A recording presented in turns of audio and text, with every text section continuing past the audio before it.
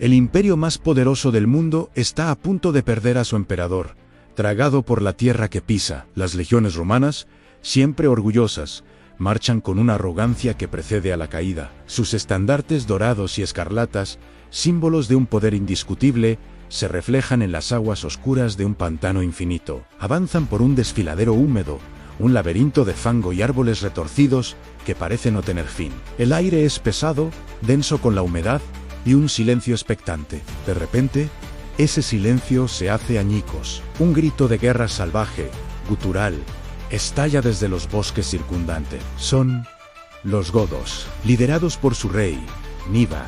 Han estado esperando, ocultos entre la vegetación, observando cada paso de los romanos. La trampa perfecta. El hijo del emperador, el joven César Herenio Etrusco, cae al instante, atravesado por una flecha enemiga. La esperanza de una dinastía se extingue en un suspiro. Ante la muerte de su heredero, el emperador Decio muestra una frialdad que hiela la sangre. Mira a sus hombres, muchos ya en pánico, y pronuncia unas palabras que pasarían a la historia: no hay por qué llorar. La pérdida de un solo soldado no es la pérdida de la República. Con una determinación casi inhumana, ordena a sus legiones seguir luchando, seguir avanzando, mientras el agua fangosa les llega a las rodillas, luego a la cintura. Pero, ¿cómo llegó Roma a este punto? Para entender la catástrofe de Abrito, debemos retroceder un poco. Estamos en el corazón de la crisis del siglo III, un periodo de caos casi constante para el Imperio Romano.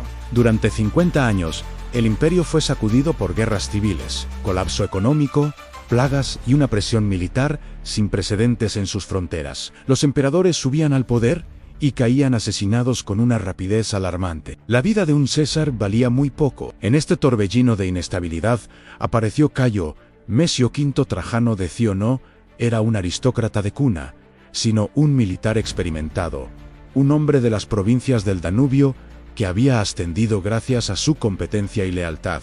En el año 249, el emperador Filipo el Árabe, enfrentado a rebeliones y a la creciente amenaza de los godos, confió en Decio para estabilizar la frontera. Pero las legiones del Danubio, hartas de la debilidad percibida en Roma, proclamaron a Decio como su nuevo emperador, casi en contra de su voluntad. No le quedó más remedio que marchar sobre Italia. En una batalla cerca de Verona, las fuerzas de Filipo fueron derrotadas y él murió. Decio se convirtió en el único señor del mundo romano.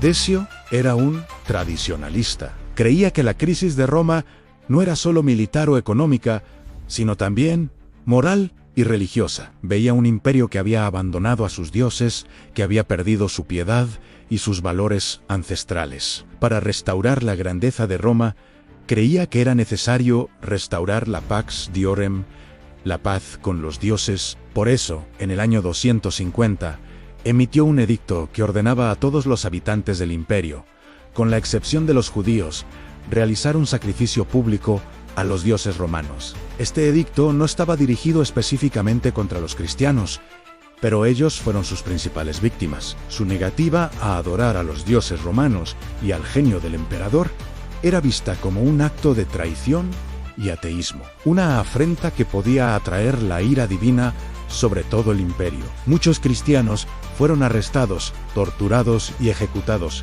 convirtiéndose en mártires. Decio no buscaba crear mártires, buscaba la unidad religiosa, pero su política desató la primera persecución sistemática y a escala imperial contra el cristianismo. Mientras Decio intentaba purificar el alma de Roma, la amenaza en las fronteras no había desaparecido, no al contrario. Los godos, una confederación de tribus germánicas que se habían asentado al norte del Danubio, vieron el caos interno de Roma como una oportunidad. Liderados por el astuto y ambicioso rey Niva, cruzaron el río en el año 250 con una fuerza masiva, quizás unos 70.000 guerreros, divididos en varios ejércitos. Su objetivo no era la conquista, sino el saqueo. Buscaban oro, esclavos y todo lo que pudieran llevarse de las ricas pero mal defendidas provincias balcánicas. Niva demostró ser un estratega formidable, mientras una parte de sus fuerzas asediaba la ciudad de Filipópolis, la actual Plovdiv en Bulgaria.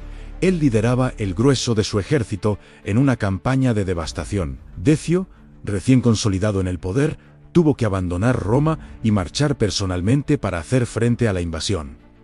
Esta vez no era una guerra civil, era una lucha por la supervivencia del imperio. La campaña del 251 fue un juego mortal de persecuciones y emboscadas. Decio logró algunas victorias iniciales, empujando a los godos hacia el norte. Niva, cargado de botín y prisioneros del saqueo de Filipópolis, que había caído en sus manos, buscaba una ruta de escape para regresar a sus tierras. Decio, ansioso por una victoria decisiva que aniquilara la amenaza goda y solidificara su prestigio, lo persiguió sin descanso. El emperador estaba convencido de que podía acorralar y destruir al ejército de Niva, y esa confianza lo llevaría directamente a la trampa. El lugar elegido por Niva para la confrontación final fue cerca de una pequeña ciudad llamada Abrito, en la provincia de Mesia Inferior, hoy el noreste de Bulgaria. El terreno era un laberinto de marismas, pantanos y bosques densos, un lugar terrible para las tácticas de la legión romana, que dependían de terreno firme y formaciones cerradas, pero perfecto para las emboscadas de un ejército más ligero y móvil, como el de los godos. Niva, con una brillantez táctica que los romanos subestimaron, dividió su ejército en 3 líneas. Las 2 primeras estaban a la vista, atrayendo a los romanos. La tercera, la más fuerte, estaba oculta detrás de un pantano, esperando el momento oportuno. Decio, creyendo que la victoria estaba a su alcance, ordenó el ataque. Y así, volvemos al inicio de nuestra historia. La batalla comienza. Los romanos, con su disciplina legendaria, avanzan y chocan con la primera línea goda. La lucha es feroz, pero la superioridad romana empieza a notarse. Rompen la primera línea. Luego, con un esfuerzo renovado, rompen la segunda. La victoria parece inminente. Los legionarios, eufóricos, persiguen a los godos en retirada, creyendo que es el golpe de gracia. Pero no están huyendo hacia la seguridad, los están atrayendo hacia la muerte. Es en ese momento cuando Herenio Etrusco, el hijo y coemperador de Decio, es alcanzado por una flecha. Su muerte es un presagio terrible. Decio, con su estoicismo de hierro, insta a sus hombres a seguir adelante, y ellos obedecen, cargando ciegamente hacia el pantano. Es exactamente lo que Niva quería. Cuando las legiones romanas se adentran en el terreno pantanoso, su mayor fortaleza se convierte en su debilidad fatal. Su formación se rompe. El peso de su propia armadura, la lorica segmentata, los hunde en el barro pegajoso. Cada paso es una lucha. La cohesión se pierde. Los centuriones no pueden dar órdenes. El pánico empieza a cundir. Es entonces cuando la tercera línea de Niva, fresca y posicionada en terreno más firme, ataca. La masacre es total. Rodeados, atrapados en el fango, incapaces de maniobrar, los legionarios son abatidos sin piedad. Son como animales atrapados en una ciénaga. Y en medio de ese caos, luchando hasta el final, cae también el emperador Decio.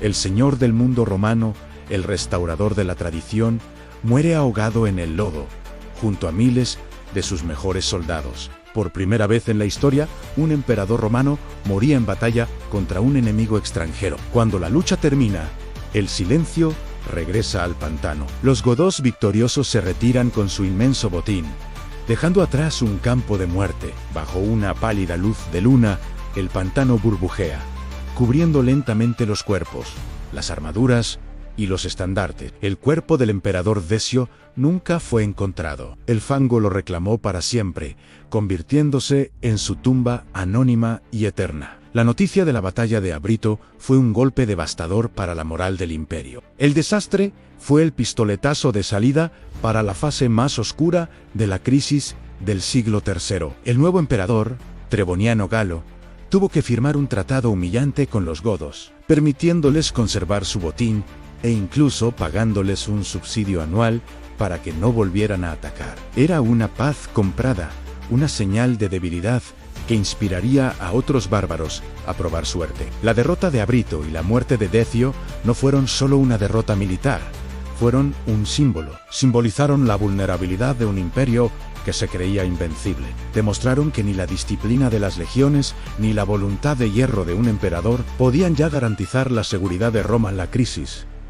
Se profundizaría con más invasiones, más usurpadores, y un imperio que se fracturaría en 3 partes antes de que líderes como Aureliano y Diocleciano lograran, a un alto costo, volver a unirlo. La historia de Decio es una tragedia romana en su máxima expresión. Un hombre que ascendió al poder en tiempos desesperados, que intentó salvar a su mundo volviendo a las viejas costumbres, pero que terminó consumido por las mismas fuerzas que buscaba controlar. Su cuerpo perdido en el pantano de Abrito es una metáfora poderosa del destino de Roma, un imperio poderoso que, a pesar de su fuerza, se hundía lentamente en el fango de la historia. Gracias por acompañarnos en este viaje al corazón de la crisis del siglo III. Si te ha gustado esta historia, no olvides darle a me gusta, suscribirte y activar la campanita para no perderte nuestros próximos vídeos. ¡Hasta la próxima!